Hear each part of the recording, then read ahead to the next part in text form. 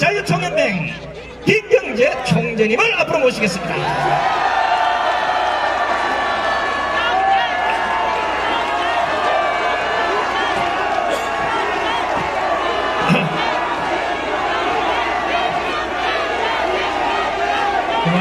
고맙습니다. 고맙습니다.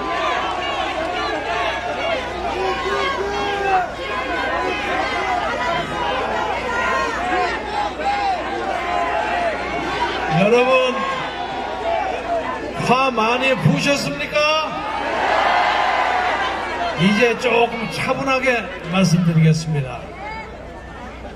제가 초등학교 때부터 지금까지 어디 나가서 말하기를 좋아해가지고 말을 한 2, 3천 번을 했을 겁니다, 연설을.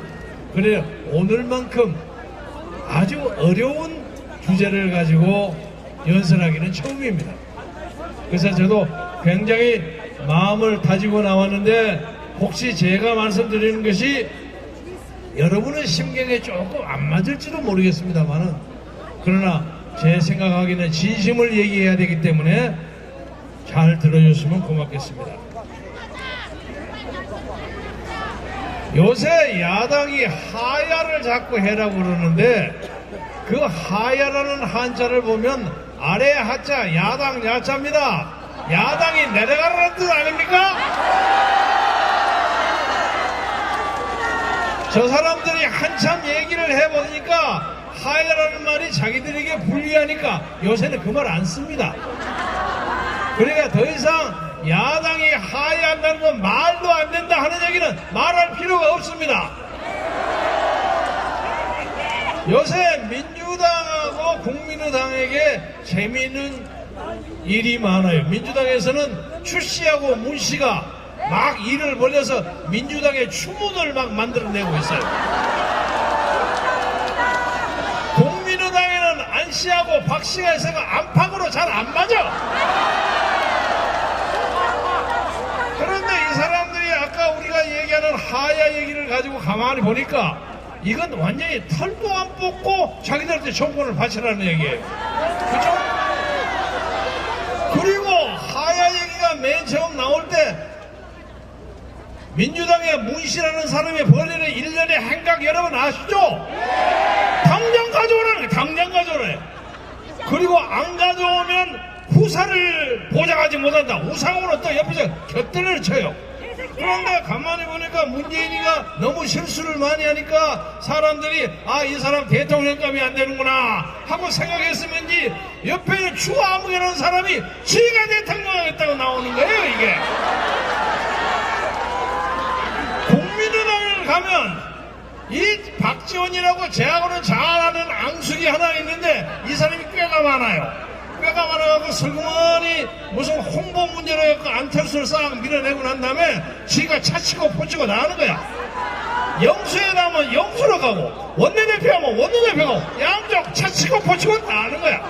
그러니까 안은 아주 기분이 나빠가지고 혼자 앉아서 괜히 화풀이를 박근혜 대통령에게 당신은 더 이상 대통령이 아닙니다고 큰 소리 꽝꽝 치는 거야.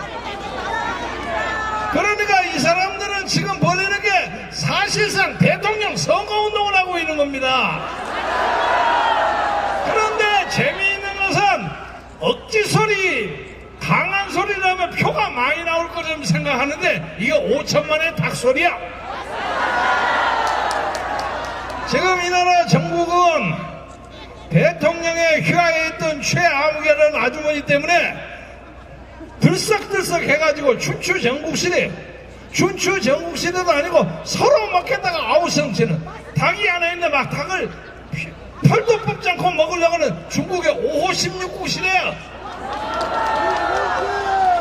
이런 엉터리들에게 우리가 정권을 줘서는 배가 아파서 살겠습니까? 말이 안 되는 얘기예요. 그러네. 이제 우리 새누리당에 대해서 한마디 합시다. 우리는 새누리당에 대해서 아까 뭐 김무성 뭐 이런 거 그런 거 그러지 마세요. 왜냐면 새누리당은 아직 깨질 듯 말 듯 깨질 듯 말 듯 하지만 우리 같이 가야 합니다. 그러니까 박정희를 사랑하는 박사모 회원 여러분뿐만 아니라 여기에 있는 자유총연맹 동지들 그리고 대한민국 많은 시민들이 아직 새누리당에서 이 판 저 판 가르지 마세요. 아직 판이 안 깨졌어요. 제가 새누리당에 대해서 실망을 한 것은 아까 그 박지원이가 하도 얄미워서 제가 박지원이 국회 청문회 올리자 하고 주장했더니 딱 주장하는 사람이 김진태 의원 하나 갔다 와서 형님 그거 말하면 내가 하겠어 이러더라고요. 그래서 나중에 한참 후에 김태흠 의원이 조인했어요. 그 두 사람이 하는 거예요. 저도 한 10년 가까이 국회에서 국회의원 노릇 한 적이 있습니다. 법안을 올리려면 10명이 사인을 해야만 의안을 올리는 거예요. 의안을 올리면 이제 국회에서 투표를 해서 되든 말든 의안으로 상정이 되는 건데 대한민국의 새누리 국회의원들이 10명이 채우지를 못해요. 제가 이것을 보면서 이 정당을 가지고 어떻게 박 대통령이 나라를 끌고 가겠느냐. 한심해요, 한심. 또 사드 문제가 있죠. 자, 제가 특정한 나라를 꼽으려고 하는 건 아닙니다만은 이 나라에서 박근혜 대통령 덕분에 가장 쉽게 국회의원에 당선된 데가 어딥니까? 경상북도죠. 경상북도에 있는 후보들은 거의 다 이른바 친박들이요. 이 친박으로 쉽게 국회의원을 했던 사람들이 사드 하나 한다니까 전부가 반대요. 이래가지고 나라가 됩니까? 우리가 부끄럽지만 문, 안, 주, 박 이런 사람을 공격하기 전에 이 나라 새누리당 후보, 새누리당 국회의원에 대해서 침 뱉고 욕하는 그런 용기를 가져야 한다고 생각하는데 여러분 동의하십니까?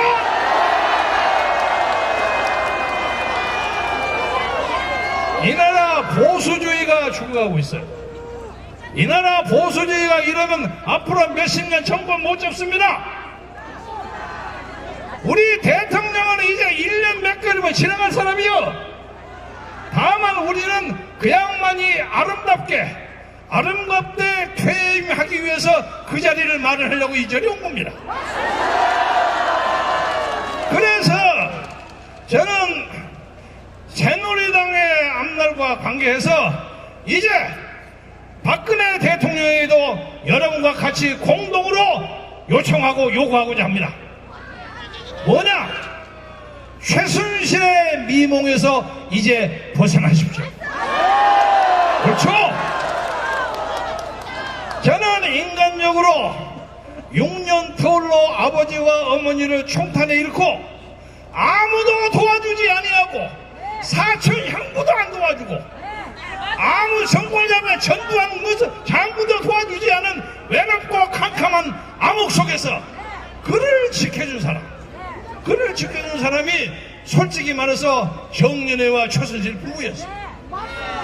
그러니까 그 양반들이 지난 16년 17년 동안 춥고 배고플 때 인간 박근혜를 사랑하고 보호해줬던 사람입니다.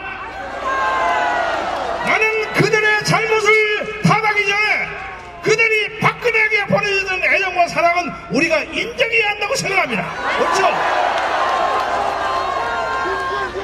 그런데 이 최순실이라는 사람이 욕심이 너무 많아요.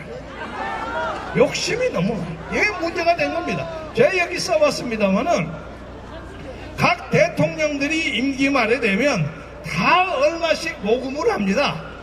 모금을 해요. 예를 들면 노무현도 삼성으로부터 8천억을 받았어요. 8천억을 받았는데 그때 중요한 사람이 이해찬 총리요. 근데 그 펀드 그것을 관리하는 사람이 이해찬의 형님 이혜진이라는 사람이요. 그 사람들이 8천억 가지고 춤추고 별거 먹고 다 해먹었어. 그거 받는 사람들이 한명숙 당시 총리 그리고 이하경이라고 난민전 출신으로 국회의원 한 사람이죠. 이런 사람들이 다 갈라먹고 살았어요. 근데 그걸 기술 좋게 해서 우리는 잊어먹은 거예요. 이명박 정부 대통령만 해도 미소재단이라고 2조 가까이 돈을 걷었어요. 아시겠어요? 노무현이 아까 이해남 박사가 바다 이야기 했죠. 바다 이야기도 엄청나게 큰 겁니다. 돈 돈도 돈이라니와 우리 국민에게 노름해야 한다는 도박 근성을 심어준 나쁜 것이에요. 그걸 당한 거예요. 따라서 박근혜 대통령이 임기 말에 문화를 융성하겠다고 해서 문화스포츠 K스포츠하고 미르를 만드는 것은 충분히 있을 수 있는 일인데 다만 그것을 관리하는 사람이 잘못된 거예요. 돈을 많이 걷었는데 현재 돈이 없어진 건 30인가 35억밖에 안 돼. 돈 그대로 다 있어. 아시겠죠? 다 있어요. 그런데 거기에 관계되는 최암국이라는 사람이 이게 그냥 닥치는 대로 걸리는 거야. 닥치는 걸려. 그래서 그 옆에 있는 자기 언니 박근혜 언니 했던 사람의 채만 물고하고 막 갖다 벌리는 거야. 그런데 문제는 박근혜 대통령이 엊그제 두 번째 담화에서 말씀하셨죠. 내가 그 사람이 너무 축구 배고플 때 나를 도와줘서 내가 그에게 경계의 담장을 헐었다. 내가 실수했다. 근데 내가 보니까 경계의 담장을 흐른 게 아니라 경계 안으로 그냥 집어넣어버린 것처럼 이 사람이 껑충 들어와 버렸어. 그런데 인간 박근혜는 밀기가 곤란했어. 생각해보세요. 축구 배고플 때 잘 도와줘서 아마 제가 말이 좀 이상할지 모르지만 겉옷뿐만 아니라 내일까지 다 해줬을 겁니다. 다 챙겨준 사람이에요. 그래서 우리는 최순실의 죄는 철저하게 밝히고 최순실의 죄는 법원의 법리에 판단해서 심판을 받게 하지만은 그들이 하는 인간관계 자체를 코믹하고 우스우고 나쁘게 하는 것만큼은 옳지 않다고 생각합니다.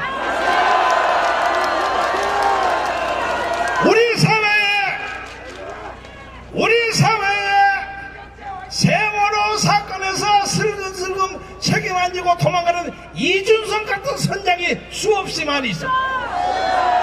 우리 사회에 정도의 차이는 있지만은 최순실 아주머니 같이 이리저리 가서 갑질하고 하는 사람도 상당히 많이 있어.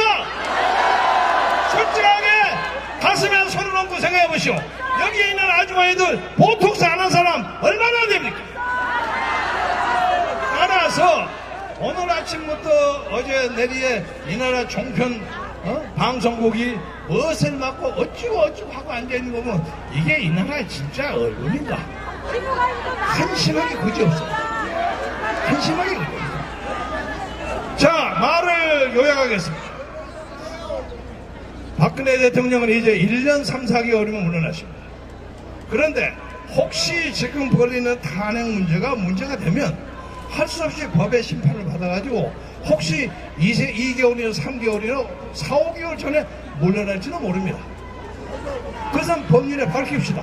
그러나 다만 우리가 박근혜 대통령과 이 나라 역사에 내놓고 해야 할 일은 그가 돌아서서 나가는 박근혜가 아름답고 칭찬받으면서 나갈 수 있도록 만들어야 합니다. 그러기 위해서는 무엇을 해야 하느냐 하는 걸 여러분에게 말씀드리겠어. 이제 우리는 박근혜 대통령을 흔드는 수많은 사람들 욕하는 거 그만해요. 아는 사람들이 알아요. 박근혜 대통령에게 우리가 요구하고 싶은 것은 최순실이라는 사람의 영향력으로 이 나라의 중요한 공직을 차지하고 이권을 차지한 모든 사람을 앞으로 1년은 모조리 휘슬을 쫓아내라 이거야. 말되죠? 이 나라 박근혜 정부에서 많은 사람들이 노력해서 여기 근혜 사랑 근혜 산악회 수없이 많아. 자기 동학 쓴 사람. 이 사람들이 대통령 되고 난 다음에 지난 4년 동안 한 번도 만나본 적도 없고 무슨 아파트 경비원하는 해본 적 없어. 네? 해놓고 보니까 감사가 그리고 엉뚱한 사람만 맨날 뽑는 거야. 듣도 보도 못한 사람만 출세를 해. 인사가 많아요. 그런데 인사가 이렇게 잘못된 것은 나는 최순실과 그 아래들의 책임이라고 생각하는데 여러분 동의하십니까?